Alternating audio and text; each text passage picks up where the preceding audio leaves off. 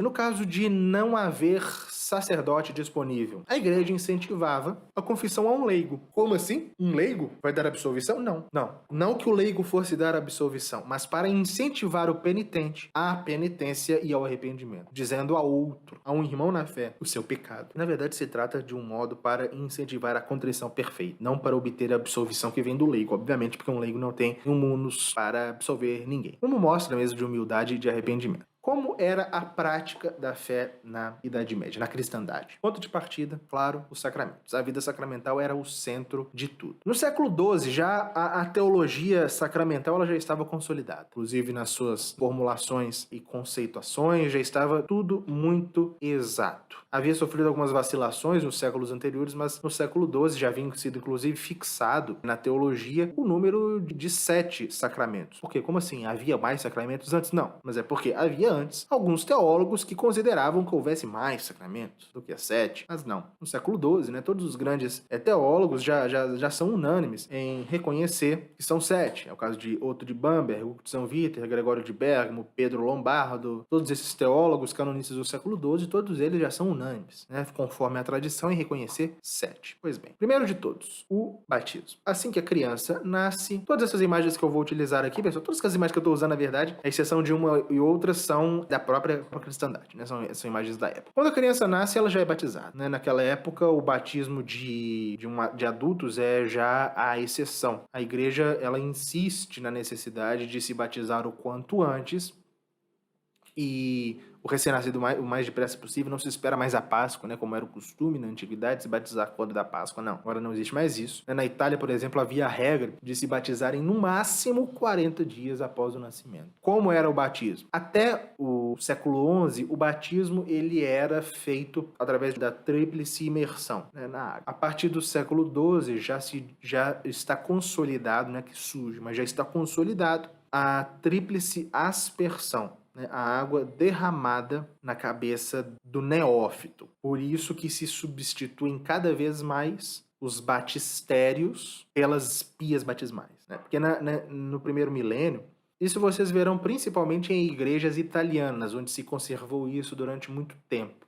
Mas no primeiro milênio haviam como que capelas, uma estrutura arquitetônica própria para o batismo, eram os batistérios. Com o batismo não mais por imersão, mas por aspersão, se utiliza simplesmente a pia batismal, doravante. Somente em alguns lugares que sobreviveu o costume do batismo por imersão. Em Milão, na Itália, e em algumas dioceses da Alemanha. Mas em todo lugar o uso do batismo por aspersão se impôs e é a prática da Igreja Católica até hoje. Bom, a confirmação ela era ministrada na idade da razão, né, sobretudo na adolescência. Somente no caso de perigo de vida que o recém-nascido ele poderia ser batizado e crismado logo em seguida. Como sempre foi, é prerrogativa do bispo, a crisma, a confirmação, né? A tornar o batizado soldado de Cristo, né? Muitos pensam, a crisma é a confirmação do batismo. Se você pensa isso, você não sabe o que é a crisma.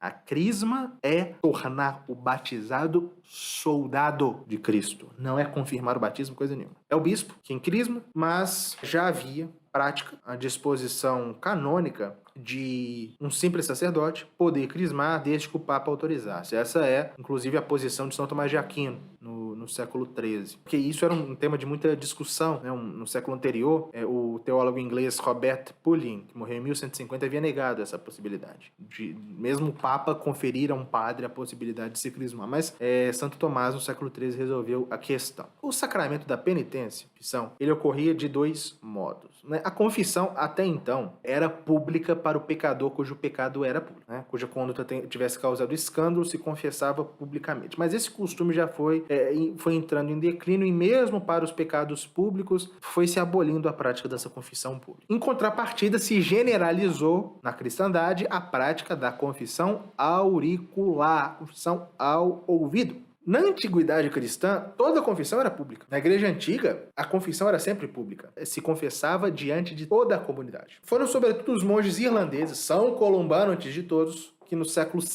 VI e VII disseminaram no continente a prática da confissão ao ouvido do padre. Isso foi se disseminando, e na cristandade já era praticada em toda parte. Não mais a confissão pública. Confissão privada ao ouvido do padre. Confissão pública aqui, pessoal, não são essas confissões comunitárias que vocês podem ver por aí. Confissão comunitária, essas de hoje em dia, não são confissão. Ali não acontece o sacramento, ali não há absolvição sacramental. Quando eu falo de confissão pública, era a confissão na qual os pecados do indivíduo eram proclamados diante da igreja toda. Isso era o costume até os irlandeses disseminarem a prática da confissão auricular no ouvido, e na cristandade já estava disseminada. E foi na cristandade, em 1215, no quarto concílio de Latrão, que se impôs a obrigação para todo católico, que está em vigor até hoje, de se confessar ao menos uma vez ao ano. Claro que os cristãos chegados à idade da razão. E no caso isso é interessante, no caso de não haver sacerdote disponível, a igreja incentivava a confissão a um leigo. Como assim? Um leigo vai dar absolvição? Não. Não que o leigo fosse dar absolvição, mas para incentivar o penitente à penitência e ao arrependimento, dizendo a outro, a um irmão na fé, o seu pecado. Na verdade, se trata de um modo para incentivar a contrição perfeita, não para obter a absolvição que vem do leigo, obviamente, porque um leigo não tem um munus para absolver ninguém. Como mostra mesmo de humildade e de arrependimento. Uma outra coisa, o quarto concílio de Latrão, que eu acabei de mencionar, ele inclusive ele foi muito enfático em relação ao segredo da confissão, impondo penas muito duras, uma excomunhão para um padre que revelasse segredo de confissão. Outros concílios foram até mais duros. Um concílio regional, o concílio de Penhafiel, em 1302, ele castigou a violação do segredo de confessionário com prisão perpétua, se alimentando somente de pão e água. Um padre que revelasse o segredo de confissão ficava preso para sempre, comendo só pão e água. A ordem já se reconhecia a essa altura, né?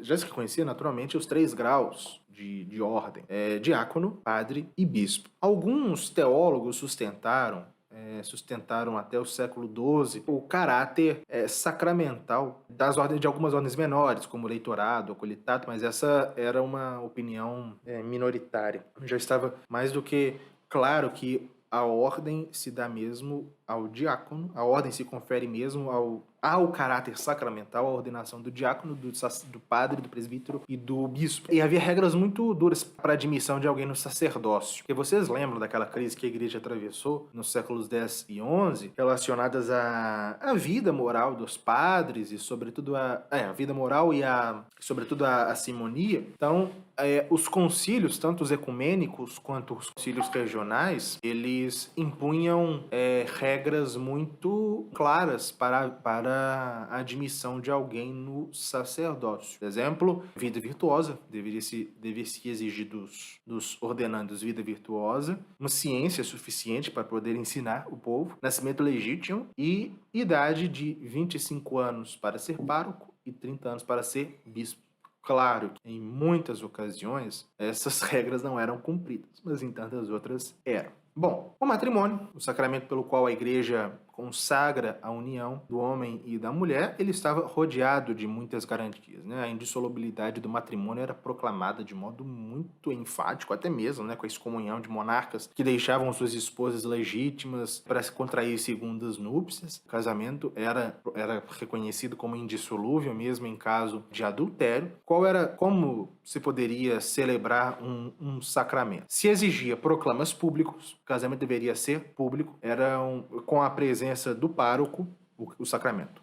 O casamento, o matrimônio deveria ser com a presença do pároco e de pelo menos 2 testemunhas, e se considerava ilícito os matrimônios clandestinos. Ilícitos, mas válidos, né? Conforme aquele axioma, né? Consensus facit nuptias, né? O consenso faz as núpcias, porque quem de fato celebra o sacramento do matrimônio são os noivos, através do quê? Do seu consenso. Então, apesar de o casamento clandestino, né? Imagine, os dois noivos arrumam um padre, o padre celebra o casamento. Era válido? Era, mas era ilícito, não se poderia fazer isso. né? E vejam, o caráter, depois a gente vai falar mais disso, mas o caráter sacramental, o reconhecimento do casamento como um sacramento trouxe consequências civilizacionais imensas, né? Porque vejam, a igreja, ela considerava sobretudo a vontade dos cônjuges, ela recusava absolutamente qualquer matrimônio forçado. Não, vejam, até a recusa dos pais em abençoar, em aprovar um casamento não era considerado um motivo lícito, um motivo legítimo para desconsiderar a existência do casamento. Imagina, os pais não aceitam, então o casamento não acontece? Não, porque é o consenso dos cônjuges que torna o casamento válido. Mas não se podia celebrar casamento sempre, né? Por exemplo, proibia-se, pelo menos casamentos solenes, proibia-se casamentos solenes desde a 70ª até a 8ª da Páscoa, nas 3 semanas antes da festa de São João Batista e desde o Advento até a Epifania. E eram muito numerosos também os impedimentos canônicos para se contrair matrimônio. Por exemplo, a princípio, no século XII, não poderiam se casar parentes em até 7º grau. A partir do século XIII, reduziu-se essa limitação para até o 4º grau, com a possibilidade do Papa emitir dispensas para que o casamento acontecesse no caso de parentes ainda mais próximos, né?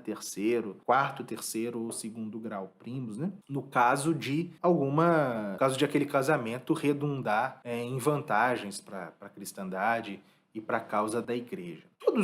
A cerimônia do matrimônio, o rito do matrimônio, o rito da ordem, do batismo, eram todos conforme, na cristandade, eram todos conforme o rito que é até hoje chamado de tridentino. Eram basicamente as mesmas cerimônias. E quando chegava o momento de sair dessa vida, a igreja oferecia ao cristão a extrema unção acompanhada do viático. Alguns sínodos exigiam a idade mínima de 14 anos para se receber esse sacramento. Houve uma discussão muito grande a respeito da possibilidade de se receber a extrema unção mais de uma vez. Os monges de Cluny, eles tinham o costume de ministrar a extrema unção quantas vezes fosse necessário. Por exemplo, uma pessoa que está muito mal e recebia a extrema unção e recuperava-se, depois, quando estivesse à beira da morte, novamente, receberia novamente a extrema unção. Mas essa era a prática dos cluniacenses. Muitos negavam essa possibilidade de se reiterar. Houve uma discussão muito grande entre os séculos XII e XIII a respeito disso, a respeito de se a extrema-unção imprimiria, de algum modo, um caráter de modo a não se poder repetir o sacramento, mas não. Os grandes teólogos como Santo Tomás, São Boaventura, Pedro Venerável, Alano de Lille, todos eles deram razão aos cluniacenses, inclusive muitos concílios ordenaram que os sacerdotes tivessem bastante diligência em cuidar da administração desse sacramento a todos os moribundos. Ah, mas e a Eucaristia? A próxima aula será toda dedicada à missa e à Eucaristia na cristandade, como era a missa na cristandade. Então, desde o batismo até a extrema-unção, desde o nascimento até a morte, a igreja acompanhava os seus fiéis. Este vídeo que você acabou de assistir do professor Lucas Lancaster é apenas um trecho de uma das 170 aulas já disponíveis na Escola de História da Igreja. Convidamos você a sair da superficialidade e estudar a sério conosco na escola. Clique no link aqui do lado para acessar o nosso site e fazer a sua matrícula.